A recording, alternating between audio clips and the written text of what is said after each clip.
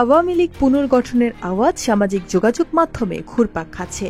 একদা আওয়ামী লীগ নামে একটা রাজনৈতিক দল ছিল, তা নিয়ে রীতিমতো গবেষণা হতে পারে।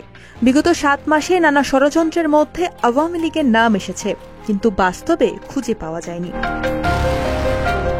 শেখ হাসিনা পালিয়ে এখন ভারতে। তার দলের বেশিরভাগ নেতা হয় পলাতক, না হয় বিদেশে। বাতি জ্বালানোর মতো কেউ নেই। 32 নম্বর ধ্বংসস্তূপে পরিণত। একজন নেতা বা সমর্থকের দেখা মেলেনি আশেপাশে, এমনকি সামাজিক যোগাযোগ মাধ্যমেও তারা অনুপস্থিত। এর কারণ কি? দল আর সরকার এক হয়ে গিয়েছিল। এর ফলে সরকারের পতনের সঙ্গে সঙ্গে দলেরও পতন হয়ে গেছে। সরকার ও দল দুটি সমানভাবে দুর্নীতি আর লুটের মধ্যেই ছিল, অনৈতিকভাবে মনোবল হারিয়ে ফেলেছিল। ইতিহাসবিদরা হয়তো ভবিষ্যতে এ নিয়ে গবেষণা করবেন। আওয়ামী লীগের ক্ষেত্রে বারবার একই ঘটনা ঘটেছে, কারণ ক্ষমতায় এসেই চিরস্থায়ী বন্দোবস্তের জন্য দেশটাকে নিজেদের মনে করে গুটি সাজিয়েছিল। 75 সনের পট পরিবর্তনের পর একই ঘটনা ঘটেছিল। দলের দায়িত্ব নেওয়ার মতো কেউই ছিল না। তখন অবশ্য সব নেতা নাই হয়ে যায়নি। বেগম জোহরা তাজউদ্দিন না থাকলে কি যে হতো?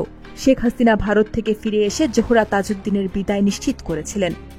ডক্টর কামাল হোসেন শেখ হাসিনাকে দিল্লি থেকে নিয়ে আসার অন্যতম কারিগর হলেও মূল্যটা ঠিকই দিয়েছেন।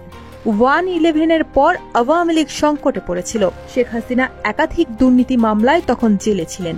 দেশি বিদেশি নানা খেলায় সোজা ক্ষমতার মসনদে পৌঁছে যাওয়ার গল্প সবার জানা।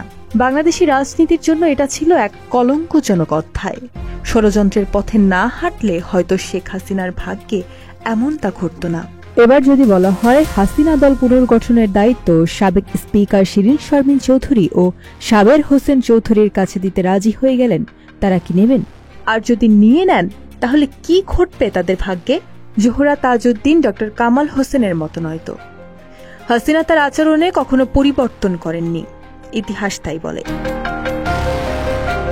সুতরাং কেউ যদি দলের দায়িত্ব নিয়ে আসেন, তাকেই হাসিনা ছুঁড়ে ফেলে দিবেন এবং এমন অবস্থা তৈরি করবেন রাজনীতিতে তার টিকে থাকা কঠিন হয়ে যাবে।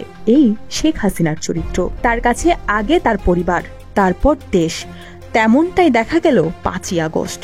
তিনি বিমানে চড়লেন লাখো লাখো নেতাকর্মীকে বিপদে রেখে। এর আগে নিশ্চিত করলেন তার সব আত্মীয় স্বজন দেশ ছাড়তে পেরেছেন কিনা। ঠিকই তার কোনো আত্মীয় স্বজন গ্রেফতার হলেন না। 5 তারিখের আগেই তাদেরকে দেশ ছাড়তে বলা হয়েছিল। এই জন্য আওয়ামী লীগের দায়িত্ব নিতে রাজি নয় কেউ। কোনো জাদুমন্ত্র এবং নিখুঁত ষড়যন্ত্র ছাড়া আওয়ামী লীগ ও তার ভাগ্যে কি ঘটবে তা কেউই জানে না এখন।